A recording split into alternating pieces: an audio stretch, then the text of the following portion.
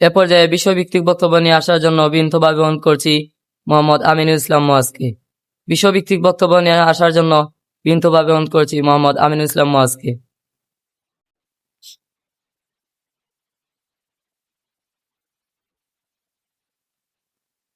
আসসালামু আলাইকুম ওয়া রাহমাতুল্লাহি ওয়া বারাকাতুহু। নাহমাদুহু ওয়া নুসাল্লি আলা রাসূলিহিল কারীম। আম্মা বা'দ ফাআউযু বিল্লাহি মিনাশ শাইতানির রাজীম। বিসমিল্লাহির রহমানির রহিম। ওয়া মা আরসালনাকা ইল্লা রাহমাতাল লিল আলামিন। সাদাকাল্লাহুল আযীম। ঐতিহ্যবাহী দ্বীনি বিদ্যাপীঠ হাসানাইন তাহফিজুল কুরআন মাদ্রাসা কর্তৃক আয়োজিত আজকের এই সাপ্তাহিক শিক্ষা সেমিনার উপস্থিত অত্র মাদ্রাসার সম্মানিত প্রধান শিক্ষক জনাব হাফিজ কারি মৌলানা ইউসুফ মোহাম্মদ শাহান সাহেব হুজুর মাদ্দাজিল্লাহুল আলিয়া, আরও উপস্থিত অত্র মাদ্রাসার সম্মানিত অতিথি আমার প্রিয় পিতা জনাব জামাল হোসেন সাহেব, আরও উপস্থিত অত্র মাদ্রাসার সম্মানিত সহকারী শিক্ষক জনাব হাফিজ ফাহাদ ইসলাম সাহেব, আরও উপস্থিত অত্র মাদ্রাসার সম্মানিত সহকারী শিক্ষক জনাব হাফিজ সুলতান আহমদ সাহেব, আরও উপস্থিত অত্র মাদ্রাসার সম্মানিত সহকারী শিক্ষক জনাব হাফিজ কারি মুস্তাকিম আহমদ মিজান সাহেব, সামনে উপস্থিত কোরআন পিপাসক ছাত্র ভাই ও বন্ধুরা, সবাইকে আমার অন্তরের অন্তরস্থল থেকে আন্তরিক শুভেচ্ছা ও মোবারকবাদ।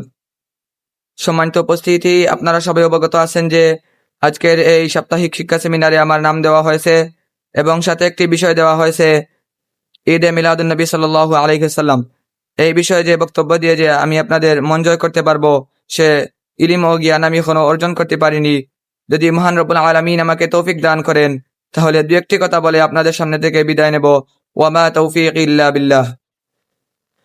মিলাদ শব্দের অর্থ হচ্ছে জন্ম বা জন্মদিবস। মিলাদুন নবী সাল্লাল্লাহু আলাইহি ওয়াসাল্লাম অর্থ হচ্ছে নবী করিম সাল্লাল্লাহু আলাইহি ওয়াসাল্লামের জন্ম বা জন্মদিবস। ব্যবহারিক দিক থেকে প্রিয় নবী হযরত মুহাম্মদ মুস্তাফা সাল্লাল্লাহু আলাইহি ওয়াসাল্লাম এর জন্মবৃত্তান্ত আলোচনাকে মিলাদ মাহফিল বলা হয় এবং নবী করিম সাল্লাল্লাহু আলাইহি ওয়াসাল্লামের জন্মদিন উপলক্ষে আয়োজিত মাহফিলকে মিলাদুন নবী মাহফিল বলা হয়। নবী করিম সাল্লাল্লাহু আলাইহি ওয়াসাল্লামকে যেহেতু আল্লাহ পাক রব্বুল আলামিন সমস্ত কুল জাহানের জন্য রহমত স্বরূপ পেশ করেছেন, তাই ওনার আগমনের দিন উপলক্ষে পৃথিবীর বিভিন্ন দেশে মিলাদুন নবী সাল্লাল্লাহু আলাইহি ওয়াসাল্লাম ঈদে মিলাদুন নবী মাহফিল আয়োজন করা হয়। ঈদে মিলাদুন নবী সাল্লাল্লাহু আলাইহি ওয়াসাল্লামকে নিয়ে কেউ কেউ প্রশ্ন করেন যে ঈদ তো মাত্র দুটি। এর প্রশ্নের জবাব হচ্ছে যে ঈদ দুটি নয়। পবিত্র শুক্রবার হচ্ছে মুসলমানদের জন্য ঈদের দিন।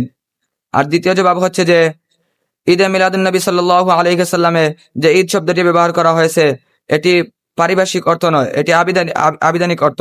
আবিধানিক অর্থ হচ্ছে খুশি বা আনন্দ প্রকাশ করা। আল্লাহ পাক রব্বুল আলামিন নিজেই মিলাদুন নবী মাহফিল সাল্লাল্লাহু আলাইহি ওয়াসাল্লাম নির্দেশের কথা বলেছেন। যেমন পবিত্র কোরআনে ইরশাদ করেন, কুল বিফাদলিল্লাহি ওয়া বিরহমাতিহি ফাবিযালিকা ফালইফরাহু। হে নবী, আপনি বলে দিন যে আমার অনুগ্রহ ও রহমত পেলে তারা যেন খুশি প্রকাশ করে। আবার অন্য একটি আয়াতে আল্লাহ পাক রব্বুল আলামিন বলেন, ওয়া মা আরসালনাকা ইল্লা রাহমাতাল লিল আলামিন। হে নবী, আপনি বলে দিন যে আমি আপনাকে সৃষ্টিকুলের জন্য রহমত স্বরূপ পেশ করেছি। এই দুইটি আয়াত থেকে আমরা বুঝতে পারলাম যে আল্লাহ পাক রব্বুল আলামিন নিজেই ঈদে মিলাদুন নবী সাল্লাল্লাহু আলাইহি ওয়াসাল্লাম মাহফিল উদযাপন করার জন্য বলেছেন। সাহাবায়ে কেরামও ঈদে মিলাদুন নবী সাল্লাল্লাহু আলাইহি ওয়াসাল্লাম নিয়ে অনেক ফজিলত প্রকাশ করেছেন।